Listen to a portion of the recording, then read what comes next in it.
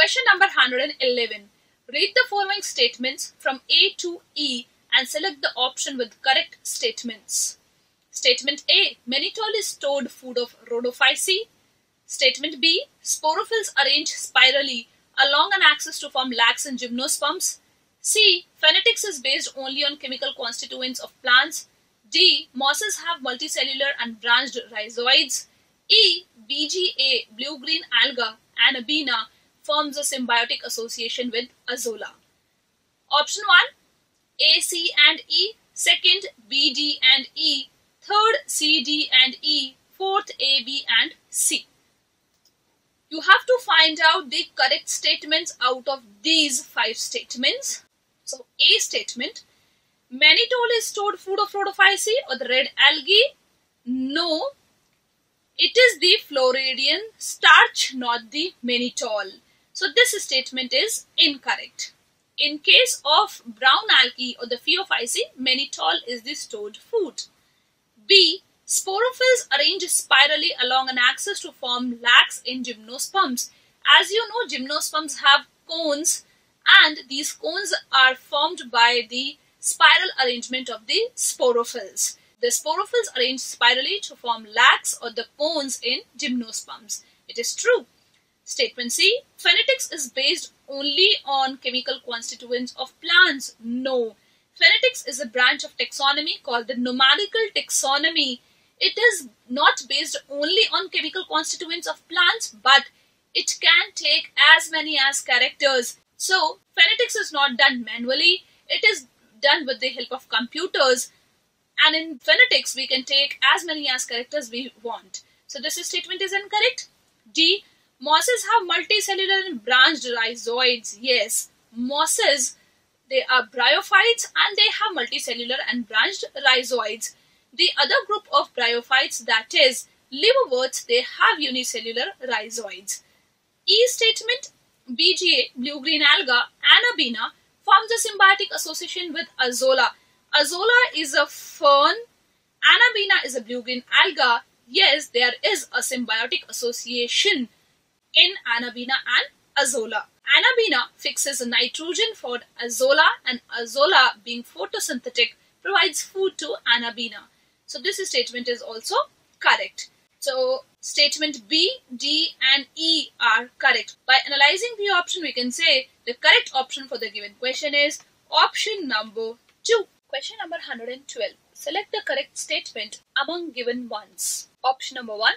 Artificial system of classification gave equal weightage to vegetative and sexual characteristics. Second, algae never form association with animals. Third, major pigments of Phaeophyceae are chlorophyll A, D and fucoxanthin. Fourth, Markensia is a monoecious liverwort.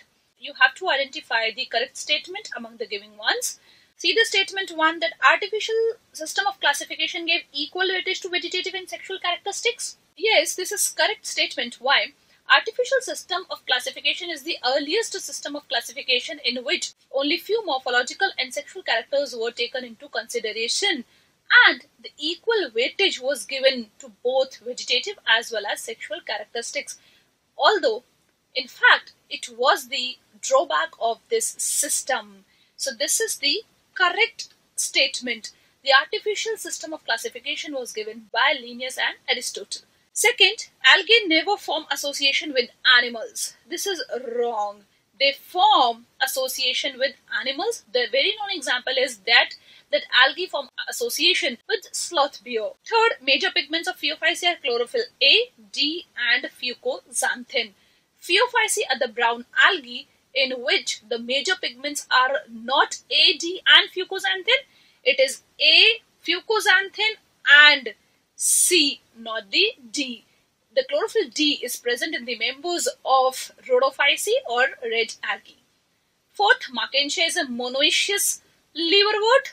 No, Markensia is a dioecious liverwort. Means male and the female sex organ are present on different plants in case of Markensia, not on the same plant. So this statement is also incorrect.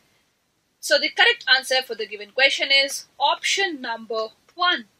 Let's move on to the next question. Question number 113. epidermis is multi-layered in? First option, nerium.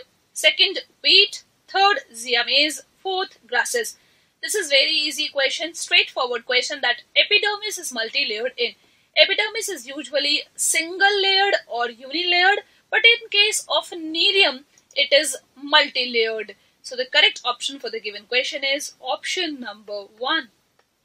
Let's move on to the next question. Question number 114. What is wrong with respect to annual rings? First option, these are also called growth rings. Second, one annual ring includes one circle of spring wood and one circle of autumn wood. Third, annual rings are distinct in plants of tropical regions. Fourth, they give an estimate of the age of tree. So which statement is wrong about the annual rings? First, they are also called growth rings. Yes, annual rings formed during the secondary growth are also called growth rings. Second, one annual ring includes one circle of spring and one circle of autumn. This is also correct. During the secondary growth, the formation of ring takes place twice. First is during the spring season and second one during the autumn season. The wood or the ring forms during the spring season is called spring wood, and in the autumn season it is called the autumn wood. Spring wood is also known as early wood, whereas autumn wood is called late wood. So this statement is also correct. Third one, annual rings are distinct in plants of tropical regions. No. In case of plants grow in temperate regions, the annual rings are very distinct, not in the plants which grow in tropical regions. If you see the plants of Mumbai, which is a tropical region, you cannot see the distinct annual rings, but if you see the rings in the plants of Kashmir or Srinagar, you can clearly see the difference. So this statement is wrong. Fourth, they give an estimate of the age of the tree. Yes.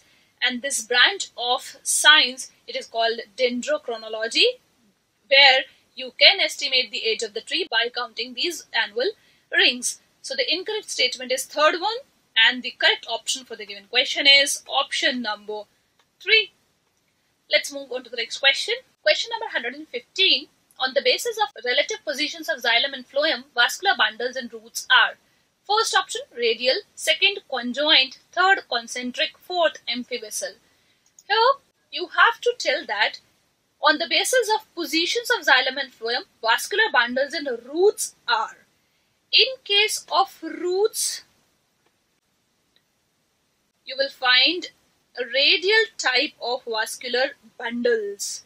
In case of stem, you will find conjoint type of vascular bundles. Then what are concentric and amphivessel type of vascular bundles?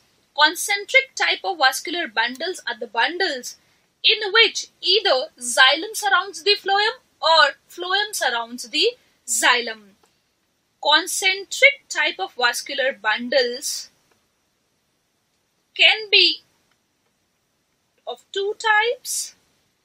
In the center portion, you can find xylem, and outer side it can be phloem. In the next case, it can be xylem, and in the center it can be phloem. So this type of bundle is known as amphicribal, and this type of bundle where phloem is present in the center and xylem surrounds it is called amphivessel. So in some cases, in some roots and stems, you can find the concentric type of vascular bundles also. So in general instance, you will find the conjoint type of vascular bundle where xylem and phloem are present together. So this is conjoint type of vascular bundle. Radial, when the xylem and phloem are present at the different radii. So this is radial type of vascular bundle. So radial type of vascular bundles are found in roots. So the correct option for the given question is option number 1. Let's move on to the next question.